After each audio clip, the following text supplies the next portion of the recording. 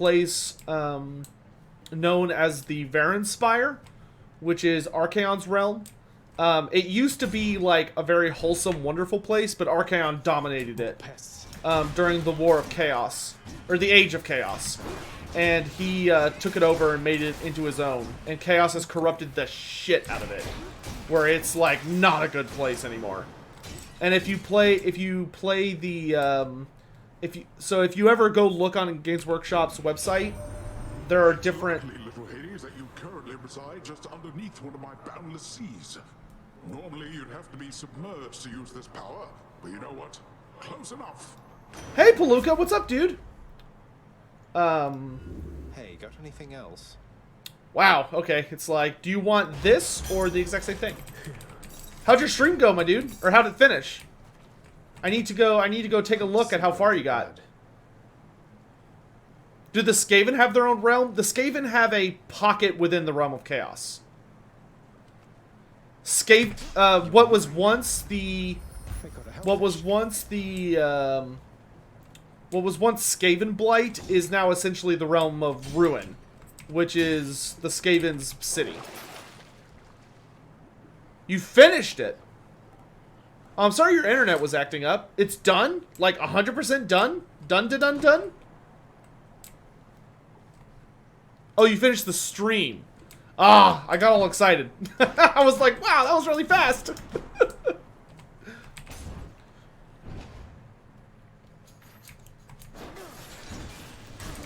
Still, I'll have to check the...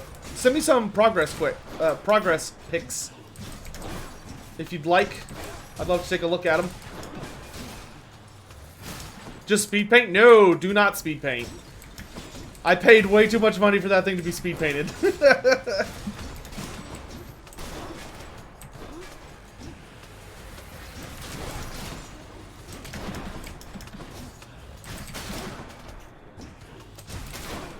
Stuff here is getting out of hand. Oh no. Like bad things are happening, or just that you're busy?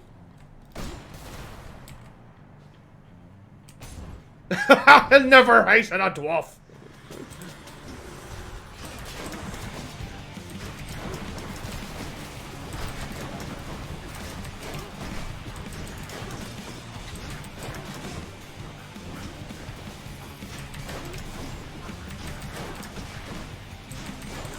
And I'm having a weird time using this.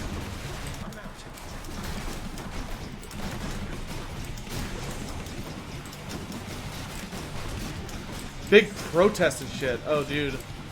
I hope you're staying safe, man.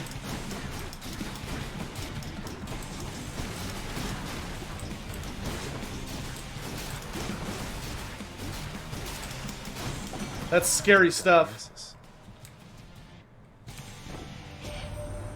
You are the talk of the mountain, you know that, man? Good on you, getting on just about everybody's good side up here. I mean, that is a feat, all right? Yeah, you stay safe, man. I don't want to hear about any bad things happening to you. You're too important to me. You are one of my very good friends, and I value your safety and life very, very much.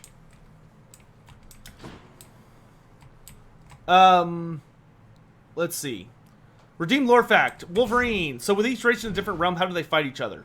So in AOS, there are these really, really important critical locations known as realm gates. And they can take all sorts of different forms. Like, sometimes a realm gate is exactly what it sounds like. It's like a giant gateway. Sometimes it's like inside of a giant monster. Sometimes it's buried deep underneath the ground. Sometimes it's at the bottom of a deep lake. Sometimes it's like a weird... It might be like a giant... The inside of a giant...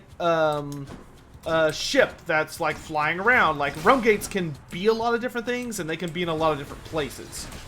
But a realm gate is basically a portal that allows you to cross from one realm to the other. And generally, the realm gates are fairly predictable. Like the realm gates at the center of the city of Hammerhall connect. Hammerhall is like this amazing, huge city that was very cleverly built so that it's in two realms at once. So half the city is in Hammerhall Axia, which is all in the realm of fire, and they use the lava there, and the industry and the various things that the realm of fire provides them to do a lot of cool things. Whereas some of the other half of the city is Hammerhall Gyran, which is in the realm of life. And that's where the city gets all of its like lumber and its crops and a bunch of other stuff. And that gate is like really straightforward. Some gates are a lot more complicated. So like you might find a realm gate that's only open when the stars are in a certain alignment, or maybe it's only open during a certain time of day, or a certain day of the year, or when it's like a certain temperature, or when a certain item is close enough. And some gates even change where they go. So like some realm gates go, like a realm gate in the realm of metal might go somewhere to the realm of death. But if the stars are in a different alignment in comparison to the relative to the realm, maybe the gate now goes to the realm of shadow. So when you find a realm gate, taking control of it is a huge deal because it allows you to go between those places. So they're very hotly contested.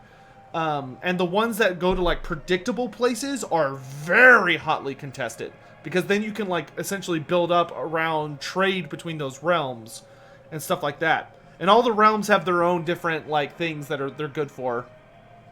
Do I think there's any chance Leleith's realm has survived and we'll eventually see it show up? I don't think it's...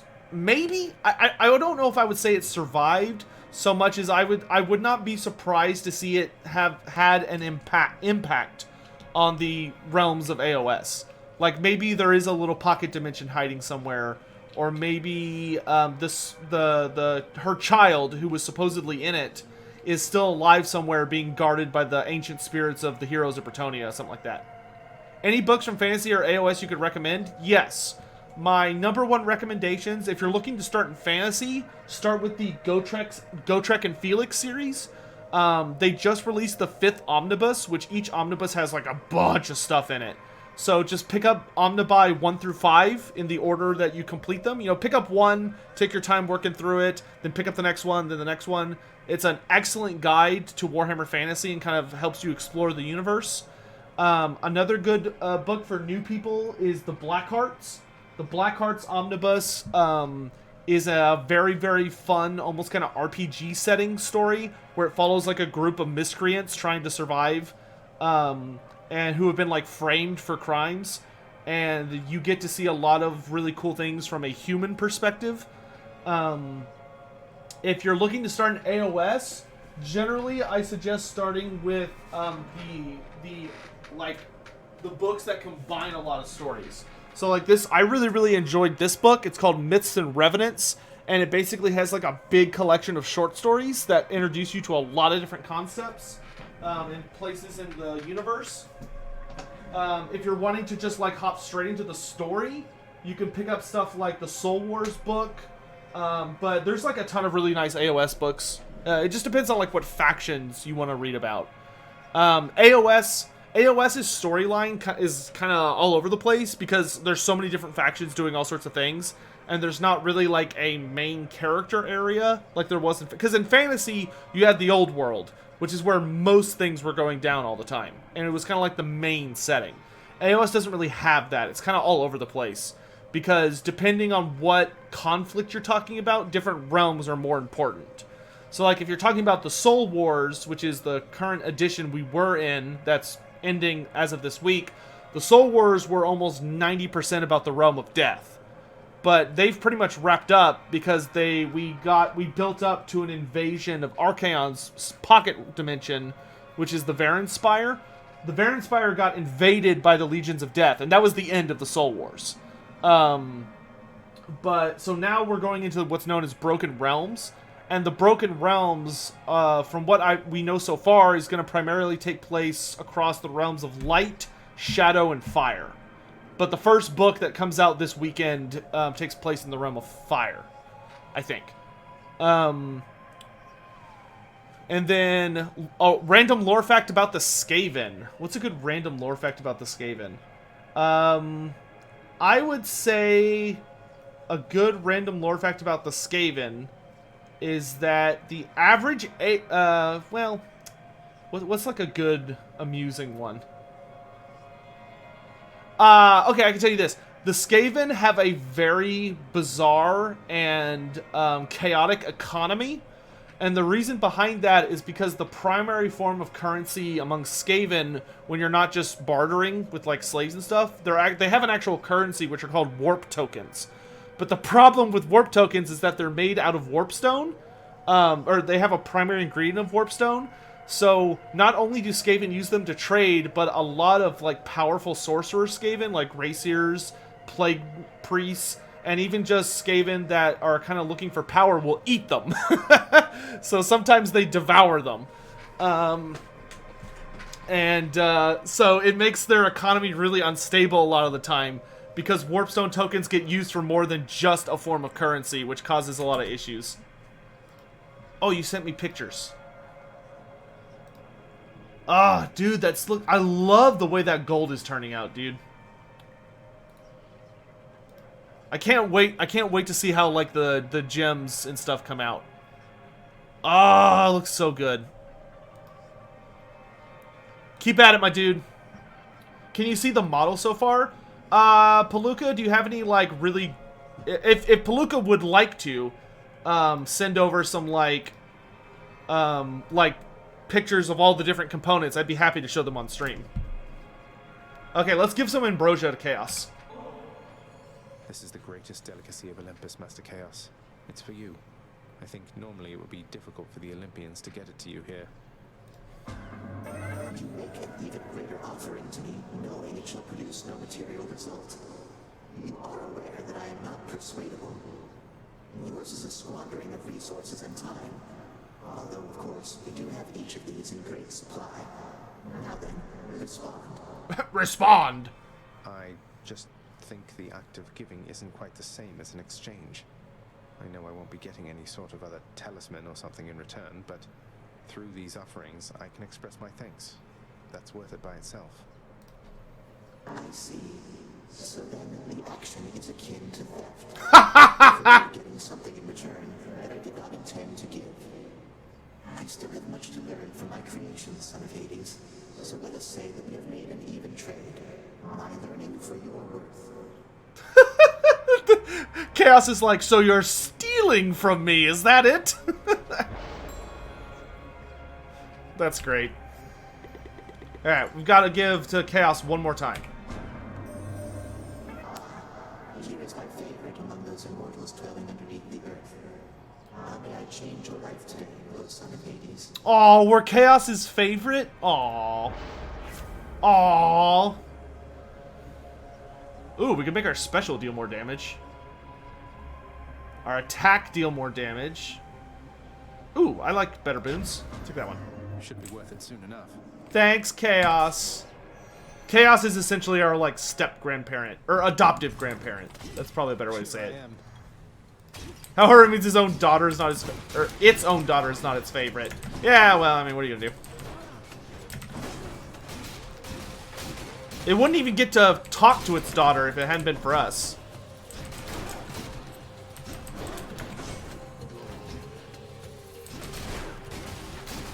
Oh, jeez. There's more.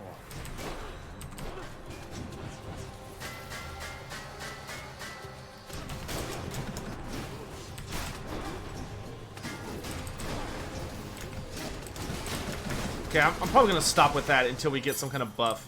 Last one. You sent all depicts. Oh, baby.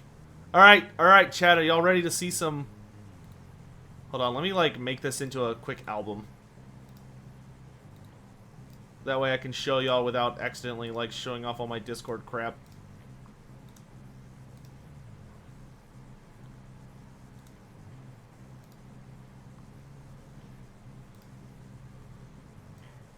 Move you over there. And then let's turn on main screen. Okay, so this is the gold headpiece that goes on the Stegodon. So this goes on the front of the Engine of the God Stegodon. This goes behind its head, I think. Here is the Stegodon so far. Oop. that's a little too zoomed in. There we go. Stegodon's looking really good. Because I have like a lava theme for my Seraphon, or slash Lizardman. So the dinosaurs have to be kind of like ashy themes. He's not done yet, but he's coming along really, really nicely. And then this is the platform, the podium, that Tehenwan and all of his little skinks are going to be on. And you'll notice we added the Ark of Sotek snake pouring out things from the Bastiladon. So these are going to have serpents pouring out of them from the back of the Stegodon, which is going to be awesome. And you can see all the banners and stuff, but he's working on all the gold stuff right now before he gets to painting all the like the tarp and the wood and stuff. And then here's Tehenwan so far, who's looking so good. Because I like to go, I like to, for my Lizardmen, I like for them to have black skin and red like plate scales. But he's got those classic Lore Master of Sotek colors. The gold is looking really, really good and like burnt and ashy. He's got that heart in his hand. And then he's got this snake coiling around his body and attacking. Which this snake is from the Serpent Collar Warband set from Warcry. And then here he is from the back. So you can see the snake and his colors and stuff. And then, or wait, no, I think they have like, they have variety flesh. Sorry, their skin is like, the skin is like reddish, black, orange, yellow. Like it's kind of like fiery skin with black scales on the back. There we go. But this is his arm guard, which is, if you've ever looked at Tehenwan's model, he actually has, he has an arm guard that's basically like the sheathed scales of a giant serpent that was worshipped as like a living embodiment of Sotek. So Tehenwan wears it and it gives him like divine protection. So that's what this blue armor is. And then this is the base so far. So this is all lava, but so far the earth and stuff has been painted. So you see there's like a little golden piece of terrain, or I don't know if it's gonna be gold or stone. I guess we'll find out. And then all this is gonna be lava once it's finished through. So there you go. There's the update pics on that. Ban you. All right, Keo Bookson, we're gonna send you into the realm of chaos. We'll see you in about 5 minutes. Have fun in the realm of chaos.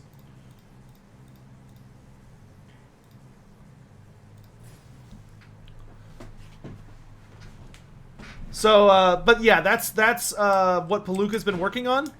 If you think that looks really cool and you'd love to see him be putting it together, then you should subscribe, or you should follow, but also subscribe. But you should follow his Twitch channel, which is Palooka Paints, twitch.tv/Palooka Paints. He streams usually on Wednesdays, and you can check that out. Hopefully I remember. Yup, chat, remind me to unban that person in like a few minutes. Has Tehenwan returned to AOS? Not yet. If he's going to. I don't know if he's going to, but so far he has not. What do the realms of Shaman and Gur look like? The realm of Gur is basically like a giant wildland. It's mostly type of wasteland with like all sorts of giant bones and great big wild monsters running around, and the flora and fauna are like constantly competing for dominance. So like all the plants are predatory and trying to eat you, and the monsters are gigantic or like have all sorts of crazy adaptions to survive the brutal food chain there. And it's a realm of wildness and monsters and barbarians, and it's a hard life, but an exciting life. My favorite type of faction is from there. There's a group of Seraphon that live in Gur. That they're coalesced, so they're more like actual lizardmen. They're not starborn, so they're like flesh and blood. And they live in Gur, and they're like super awesome. And then Shaman, the realm of metal, is kind of what you would expect. The Shaman has gone through a lot of weird stuff because a couple of the realms, Shaman being one of them, were almost consumed into the realm of chaos. Shaman was mostly dominated by Tzeentch, but lately it's been kind of fighting back, though the fight is still going heavy. And as part of the battle for Shaman, it's been very, very warped. So it's got a lot of crazy chaos stuff going on. But Shaman is mostly like a vertical realm, so it has all sorts of like floating islands and stuff. But a lot of like the ground is made out of like, instead of having sand, it's got like really fine fragments of metal. They're like mountains made out of pure gold with rivers of molten metal. There are floating plateaus that are like made out of all sorts of strange and bizarre creations. There's a lot of like mechanical cities. There are living creatures that are made out of metallic components. So they're like clockwork animals as part of the natural fauna of the environment. Shaman is a really wild realm. It's a crazy place. Shaman's main faction is the Caradron Overlords, who are a Skyborn faction. Because they went flying into the air to avoid chaos. I'll take Dionysus' aid. You wound me, little Hades, with your callous choice. It's fortunate I'm quite impervious to harm. But I don't think the same is true for you. Had to do it.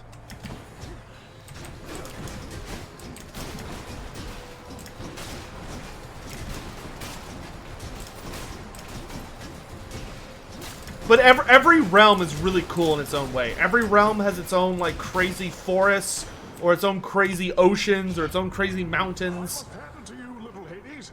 I did not expect that you would weather such a storm. I'm mightily impressed. But the different realms have become more or less important depending on what's going on. So like the realm of heavens, Azir, is probably the most important on a regular basis, because the thing with Azir is Azir is the only realm where chaos does not have any chaos does not have a hold. Like chaos has completely no jurisdiction over it, because Sigmar basically like sealed it up right before the Age of Chaos, and chaos has never been able to get in. So that's like the super bastion of the races of order. Meanwhile, Gur is the primary domain of the forces of destruction. Because even though Chaos was able to get and like attack Gur, Chaos like found Gur more than excited to fight back. And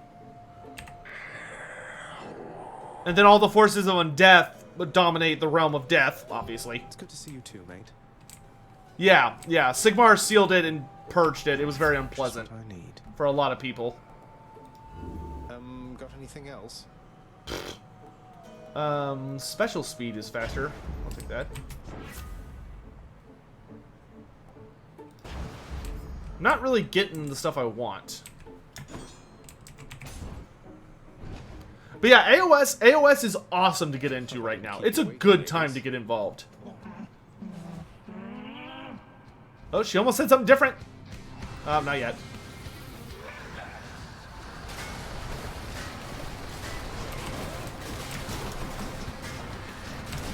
Oh, jeez. Don't do that. Ow, ow, ow!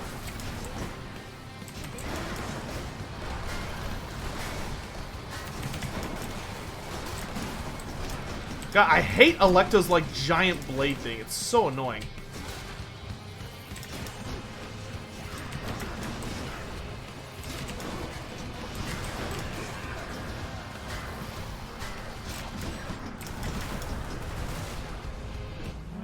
Do I anticipate the Greenskins playing a role in the story anytime soon? Oh yeah, dude. Broken Realms is going to be about everybody. Like, it's not just about, like, the Dark Elves, or the Shadow stuff. Like, the Broken Realms has multiple parts, and every part is going to feature different characters and factions. So, like, Part 1 comes out this weekend, and Part 1 is about the Daughters of Cain, the Slaves to Darkness, the Cities of Sigmar, the Stormcast Eternals, and the Idoneth Deepkin. Those are the major players for Part 1. But, like, Part 2 is probably going to be out in a few months at most. So, like, the greenskins will definitely have their moment. Especially because, like, I mean, among the forces of destruction, most of them are greenskins. Yeah, I also hope they introduce more special characters. One way to prove I'm innocent. A curse of chaos has expired. Any old characters come back for the Lizardman or Dawi? Lord Croak is back. Or has been back.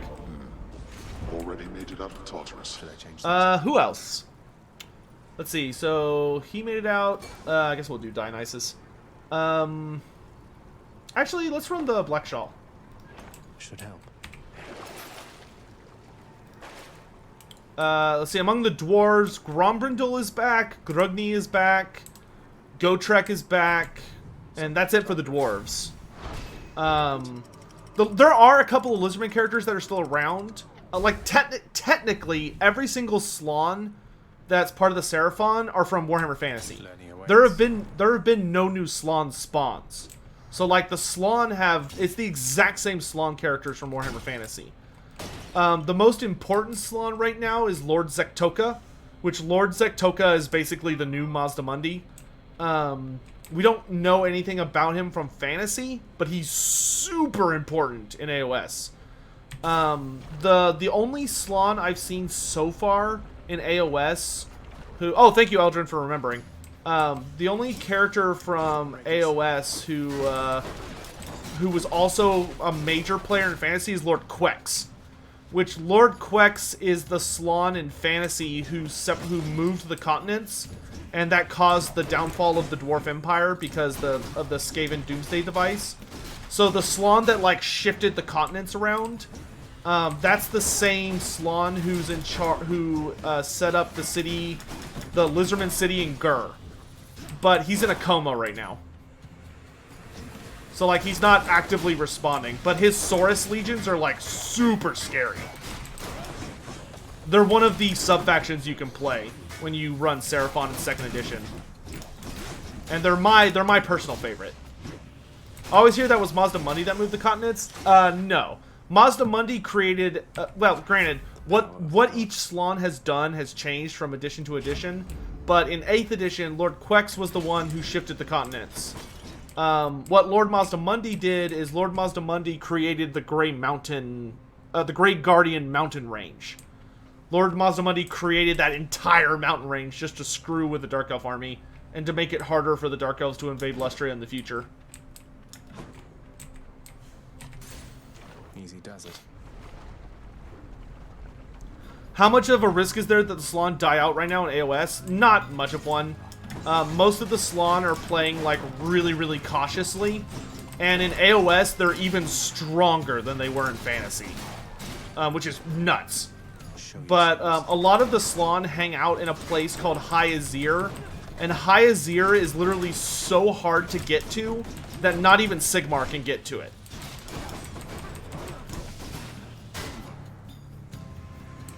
I hope Tehane returns. Me too, dude. Right now, Zektoka is essentially the de facto leader of the Cult of Sotek. There is a Cult of Sotek right now. Like, Sotek is back, and he's, like, even mightier than he was in Fantasy. But instead of being, like, some crazy giant snake monster, he's like, one of the most powerful of the God Beasts.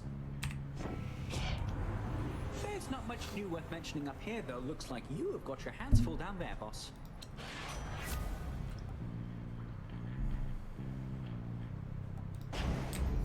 Moving right along. Are there any important Seraphon characters that are named that are not Slaawn? There is not really. There's a couple. Like Zektoka has a Saurus general who's kind of important, but he's not. He hasn't shown up in any stories. Really, he's just mentioned a few times. But he has a Saurus Old Blood that's kind of a big deal. Yeah, there are human cults of Sotek now, yeah. Well, that's because as of 2nd edition, which this was my favorite change to the lore, as of 2nd edition, some of the Seraphon have, like, moved into the cities of the Mortal Realms. So now there are cities where there are humans, dwarves, elves, and lizardmen living among their populace. which I love. Like, my biggest issue with the Lizardmen of Warhammer Fantasy was that they never really got to be involved in anything. Like, they were just kind of there. But they very